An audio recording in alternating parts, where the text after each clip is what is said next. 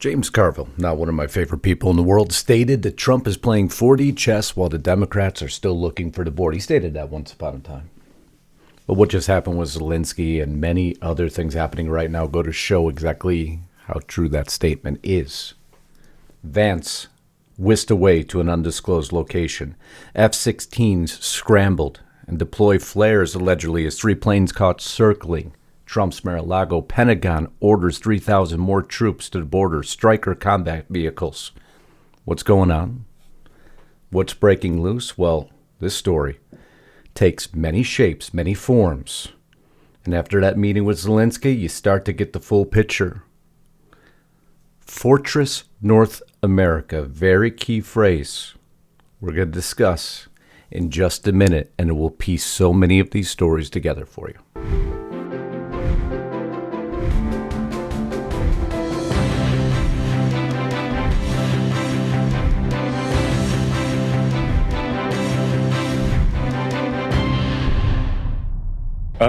David, you don't do a negotiation with the President of the United States in public like this. Instead, he chose to let things go into a downward spiral on worldwide television. And, again, I keep coming back to the disrespect of the American people. I went into great detail yesterday on my broadcast. If you haven't watched it, we'll put a link above. Love you to subscribe while you're there. But this goes deeper, because Vance lets out another truth. Mr. President, the purpose of this is to show the Russians there is no daylight between us. And at the end of the meeting, he said, well, I'm not signing this. Then he got to Munich and he ran into Vice President Vance and Secretary Rubio, very different than Vice President Harris and Secretary Blinken. But he didn't sign the agreement. So finally, we were supposed to have the signing today. It was supposed to be a great day. And this is one of the biggest own goals in diplomatic history. Well, fool me once, shame on you. Fool me twice, shame on me. Fool me 3 times. Well, come on now. You don't think they expected that, did you? You don't think Zelenskyy just came out and changed his mind at the last minute and shell-shocked the Trump administration, do you? Nah. Vance outrageous now laid the framework that he's already refused it now 3 times. So he went crying to the UK. Hugs and kisses all over the UK from Starmer. He embraces the leader after Ukraine leader's Oval Office showdown and gives him, well, $3 billion. Now, what Trump is doing starts to make sense, doesn't it? Fortress North America. Just hold for it for 1 minute, because it shapes in all these narratives, because they're all playing in the same direction. Now, before we go through all the details, huge favor. Make sure you're subscribed to Lisa's channel. If you think you are, double check. If you're new here, we'd love you to subscribe. Your comments always appreciated. If you haven't subscribed to my channel, she'll put a link just above. We'd love you to subscribe there also. Nothing better than gold, right? Trump focused on this and so many other of our critical commodities, and it plays into the story today. And thanks to the sponsor of this video, Noble Gold Investments. Today, I need you to go to lisahavengold.com. If your portfolio is over $250,000 and you aren't hedging, you're sitting on a ticking time bomb. Markets are at all-time highs, but history shows what comes next: volatility, increased risk. A 10% allocation in gold and silver can help hedge uncertainty and protect your wealth. Noble Gold Investments makes it easy to hedge your portfolio. With institutional-grade gold and silver, right now, every qualified investment gets that gold coin I just showed you. A free 10th-ounce gold coin. Protect your portfolio today. Go to lisahavengold.com. Fill out this form right here. Get your free guide from Noble Gold Investments. A free gold and silver investment guide. Better yet, call Noble Gold at 877-646-5347 and let them know Just This Night sent you. If you want more information, click in the description box below or click the More button. Either way works. By the way, there's always a risk to investing. There's never a guarantee. But Noble Gold Investments will help see you through that process. Again, lisahavengold.com. Get there today. But now let's get back to this broadcast. So let's fold this Ukraine story back into the bigger picture. First of all, not everyone in Ukraine's happy with how Zelenskyy did, no matter what the mainstream media may tell you. Well-dressed, well, he brought Yuski's belt. Okay, started, and then it's just a horror. Now, this is translated, so it doesn't come out perfect. In fact, we've seen the right end of our relationship with Trump. Absolute idiocy was to start a quarrel with the U.S. president in front of the cameras. This can be done and must be done, but not in front of the cameras. This is not a game. We have millions of people die and fight, not in order to negotiate with the main ally. As you know, it's very good to press in the interest of the states, to defend positions, fight for our interest. Another thing is to fight for ego and try to show how cool you are. And isn't that what Zelenskyy did, huh? But it appears now the Trump administration knew exactly what was coming, didn't they? So they sent a message. But the message is just beginning because there's a far larger end goal. 4D chess, right? Zelenskyy warns that Putin will 100% occupy Europe if U.S. withdraws NATO support. You don't think Trump knows that? You don't think he's holding more cards in his pocket? Of course he is. Trump calls for immediate ceasefire in Ukraine, says U.S. withdrawal from NATO is possible. He's already told you. This was just one stepping stone towards that. Well, many would perceive it as a threat. And then what comes out? Just yesterday, Europe doesn't love us, from Representative Mike Lee. Let's leave NATO. Now things are getting serious, huh? Oh, Zelenskyy, you didn't think you just undid your own country, did you? Oh, no, you did far more damage than that. And Starmer gives you $3 billion immediately after. Ooh, that's not the move I would have made if I was him. But it goes further, because we have 2 battles, 3 battles, 4 battles going on right now at the same time. We have an internal battle, don't we? A government versus a shadow government. Oh, that's big conspiracy theory, right? Well, hold on to that thought for a minute. Hashtag AltGov, the secret network of federal workers resisting Doge from the inside. This on The Guardian. Look at that. Alt National Park Service, Alt CDC, Alt Federal Aviation Committee. What does this all mean? What's going on here, you might ask? Hashtag AltGov. Look at all those different groups that have been formed on this encrypted network. What were they discussing after seeing Elon Musk's X post on Saturday afternoon? This goes to the purge of the U.S. government.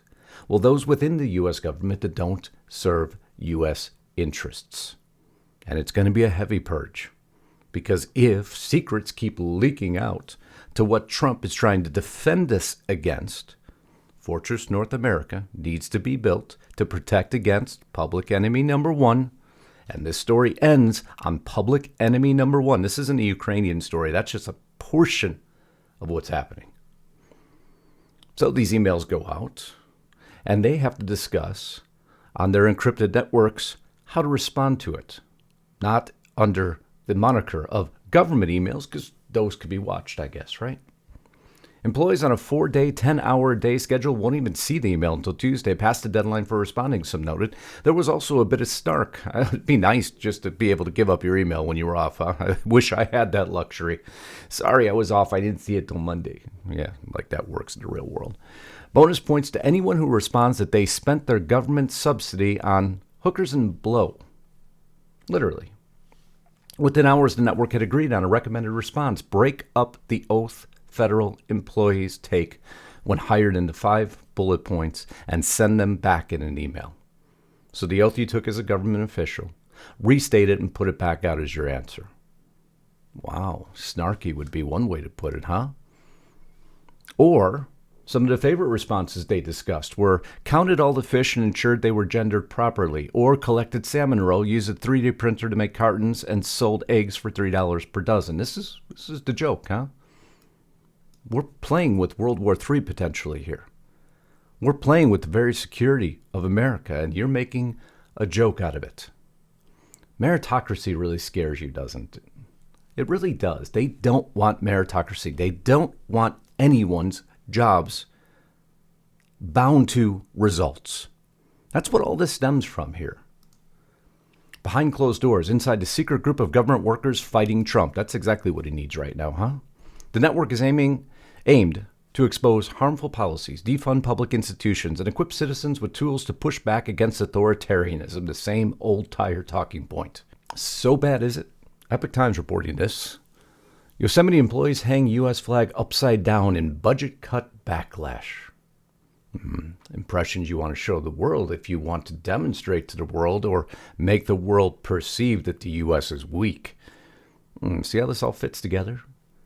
Because if the U.S. appears weak, then, well, the larger government that you all so desire so desperately will continue to form.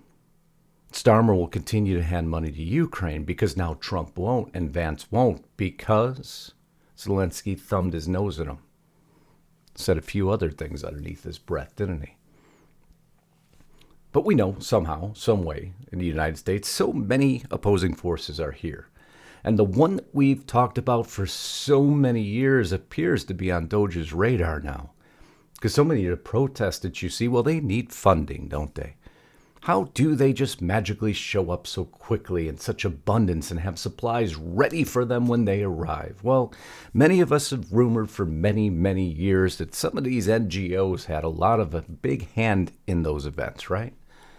And now, well, Elon Musk puts it out to the open, and it's just beginning.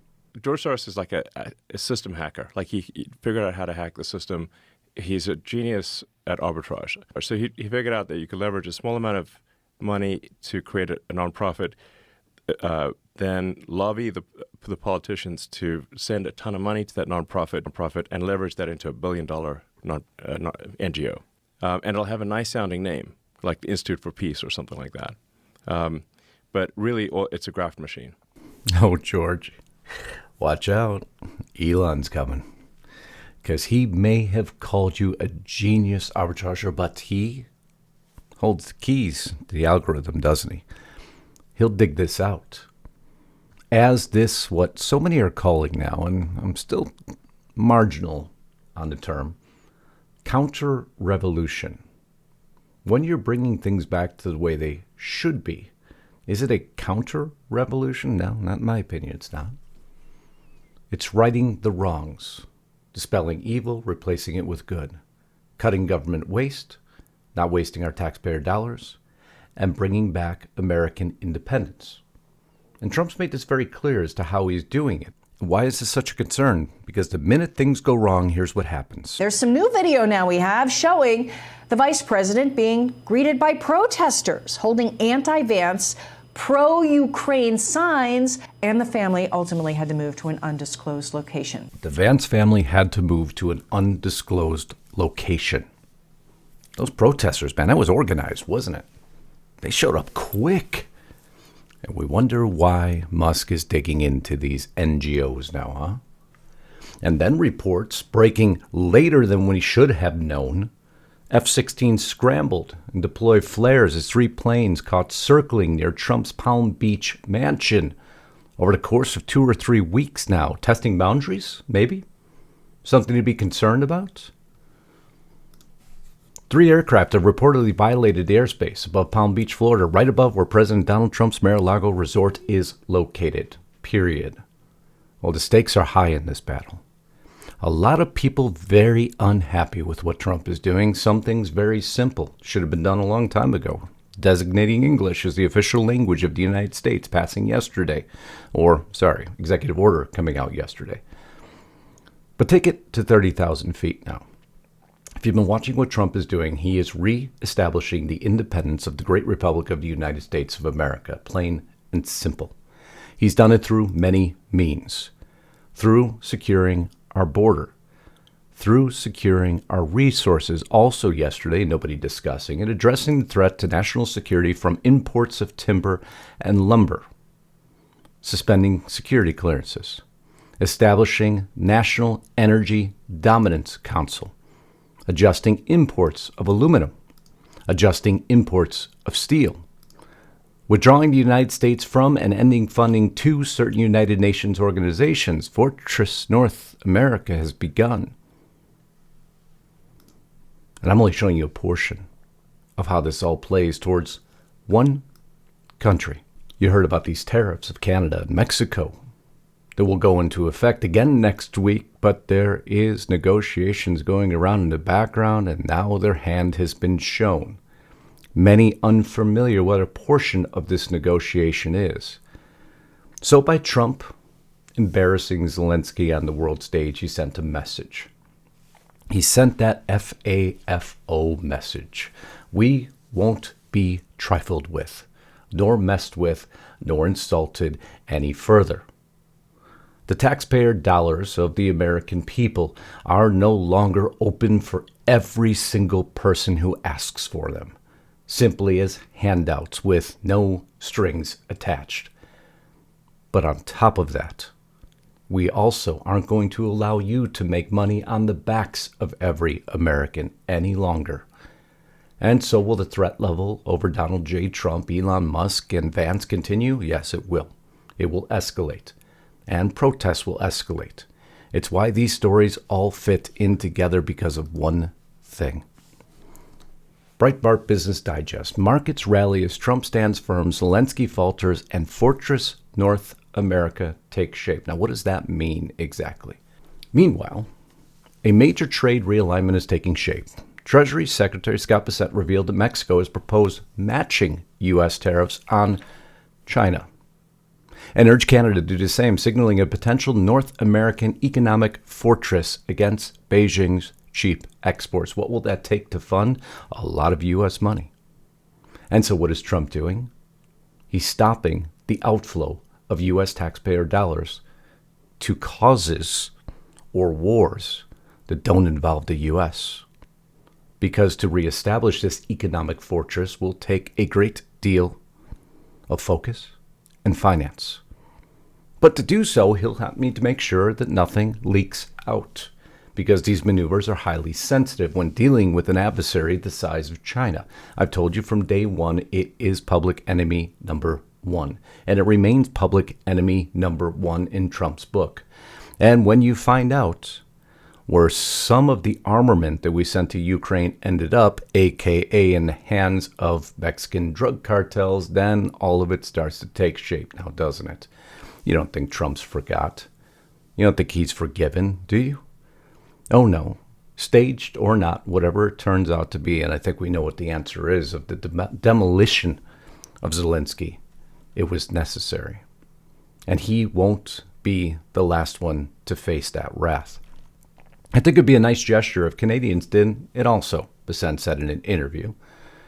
So in a way, we could have Fortress North America from the flood of Chinese imports and fentanyl and everything else that they're profiting on U.S. to build an armament against the U.S. Why would we ever allow that to happen? And we'd have to assure that all our funds that are flowing outside of our borders actually end up on good causes. Hence the cutbacks. Everything else Trump is stopping, and everything else the courts are trying to overturn. And the Democrats scream with their hair on fire, how dare we? How dare you cut USAID? Well, if you can't control the funds and you can't audit the funds, then simply the funds don't go out. Period. End of story. Mexican President Claudia Sheinbaum's administration has been actively negotiating with the Trump administration to raise tariffs on Chinese goods and shift more of its trade towards the U.S.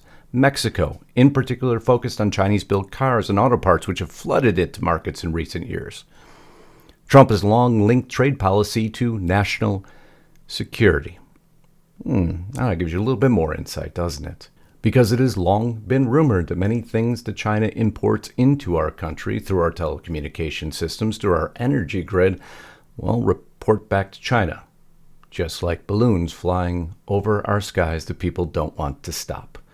It's the bigger picture. It's the 30,000-foot argument that's going on right now. It's the fact that, Trump's troubles started in Ukraine, didn't they? The perfect phone call, it all fits together. And so Zelenskyy, he finally gets his shot face-to-face, one-on-one, and the great one does what? Destroys him. And I would have done the same, without hesitation. J.D. Vance just waiting in the wings to go ahead and fire up the executioner himself, Donald J. Trump. And President Trump did a miraculous job. It's exactly what he should have done. There was no embarrassment on the world stage. No, it was a message. America will stand on its own independence, and we will not be reliant on any foreign government for anything. And if you think you're a tough guy on the backs of our taxpayer dollars, think again. Trump has long linked trade policy, national security, arguing that Beijing has used Mexico as a backdoor to circumvent U.S. tariffs and undercut American industry. So what does Trump do? You're not doing enough? Scheinbaum. So we're going to go ahead and impose those tariffs anyway. And now Scheinbaum comes up and says, hold on. What if I match your tariffs? What if we really stop the flow of all this stuff coming into U.S. borders? The administration has threatened 25% tariffs on Mexican and Canadian goods starting March 4th unless they step up cooperation. And then, just so happens, a couple days before Trump blows up on Zelenskyy, who do you think that message was also directed at? Oh, Trudeau, Scheinbaum. Trump just sent an atom bomb your way.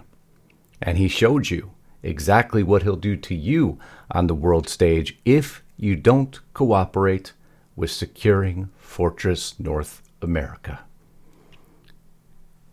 Pretty simple, huh? Sometimes you just got to break this stuff down into a 30,000 foot level, look down and say, aha. So Besant knew that he already not signed the deal twice. And then they put him in the White House, actually trying to pretend that they were going to sign it the third time, knowing out of Zelenskyy's arrogance that he wasn't going to do that.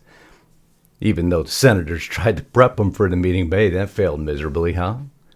And then we have the fake outrage of the mainstream media and the Democrats.